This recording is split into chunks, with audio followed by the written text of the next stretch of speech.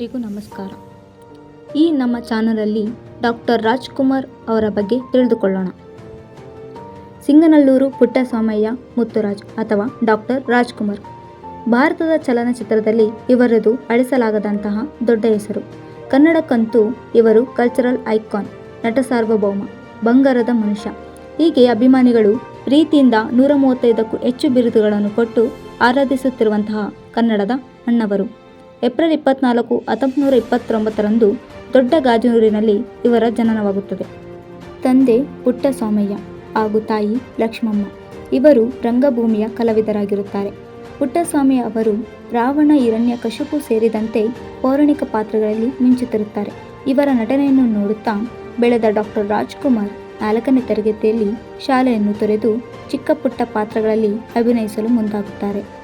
ತಂದೆಯವರ ಜೊತೆ ಗುಬ್ಬಿ ವೀರಣ್ಣ ಕಂಪನಿಯಲ್ಲಿ ನಟನೆಯನ್ನು ಮಾಡುತ್ತಾರೆ. ಮುಂದೆ ಪಾರ್ವತಿ ಎಂಬುವರೊಂದಿಗೆ ವಿವಾಹವಾಗುತ್ತಾರೆ. ಈ ದಂಪತಿಗಳಿಗೆ ಈಗ 5 ಜನ ಮಕ್ಕಳು. 1953ರಲ್ಲಿ HLN ಸಿಂಹ ಅವರು ತಮ್ಮ ಚಿತ್ರಕ್ಕೆ ಹೊಸ ನಟನನ್ನು ಹುಡುಕುವ ಸಮಯದಲ್ಲಿ ಡಾಕ್ಟರ್ ರಾಜ್ಕುಮಾರ್ ಅವರು ಸಿಂಹ ಅವರ ಕಣ್ಣಿಗೆ ಬೀಳುತ್ತಾರೆ. ಬೇಡರ ಕಣ್ಣಪ್ಪ ಡಾಕ್ಟರ್ ರಾಜ್ಕುಮಾರ್ ಅವರು ನಾಯಕ ನಟನಾಗಿ ನಟಿಸಿದ ಮೊದಲ ಚಿತ್ರ. ತದನಂತರ ಆಗಿದ್ದು ಇತಿಹಾಸ. 204ಕ್ಕೂ ಅಧಿಕ ಚಿತ್ರಗಳಲ್ಲಿ ಅಣ್ಣವರು ನಟಿಸಿ ಸೈ ಎನಿಸಿಕೊಂಡರು. ಭಾಗ್ಯದ ಬಾಗಿಲು ಅವರು ನಟಿಸಿದ 100ನೇ ಚಿತ್ರ. ಬಂಗಾರದ ಮನುಷ್ಯ ಇವರ 200ನೇ ಚಿತ್ರ ಹಾಗೂ ಶಬ್ದವೇದಿ ಇವರ ನಟನೆಯ ಕೊನೆಯ ಚಿತ್ರ. ಇದರ ಜೊತೆಯಲ್ಲೇ ಇವರು ಗಾಯಕರು ಸಹ ಹೌದು.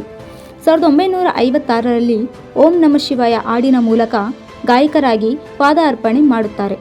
1974ರಲ್ಲಿ ಸಂಪತ್ತಿಗೆ ಸವಾಲು ಚಿತ್ರದಲ್ಲಿ ಯಾರೇ ಕೂಗಾಡಲಿ ಹಾಡಿನ ಮೂಲಕ ಸಂಪೂರ್ಣ ಗಾಯಕರಾಗಿ ಗುರುತಿಸಿಕೊಂಡರು.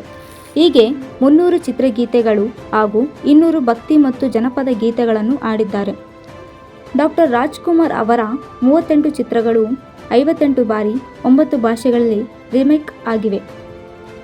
ಅವರ ಚಲನಚಿತ್ರ ವೃತ್ತಿ ಜೀವನದಲ್ಲಿ 9 ಅತ್ಯುತ್ತಮ ನಟ ಮತ್ತು 2 ಅತ್ಯುತ್ತಮ ಗಾಯಕ ಪ್ರಶಸ್ತಿ, 8 ಫಿಲ್ಮ್ಫೇರ್ ಪ್ರಶಸ್ತಿ, 11 ಕರ್ನಾಟಕ ರಾಜ್ಯ ಚಲನಚಿತ್ರ ಪ್ರಶಸ್ತಿ, 2002ರಲ್ಲಿ NTR ರಾಷ್ಟ್ರ ಪ್ರಶಸ್ತಿ, 1976ರಲ್ಲಿ ಮೈಸೂರು ವಿಶ್ವವಿದ್ಯಾಲಯದ ಗೌರವ್ ಡಾಕ್ಟರೇಟ್ ಪದವಿಯನ್ನು ನೀಡಿ ಗೌರವಿಸಿತು. ಇವರು ಕನ್ನಡ ಪರ ಹೋರಾಟಗಳಲ್ಲಿ ಒಂದಾದ ಗೋಕಾಕ್ ಚಳುವಳಿಯ ಇಂದಿನ ಅತಿದೊಡ್ಡ ಶಕ್ತಿಯಾಗಿ ಹೊರಹೊಮ್ಮಿದರು.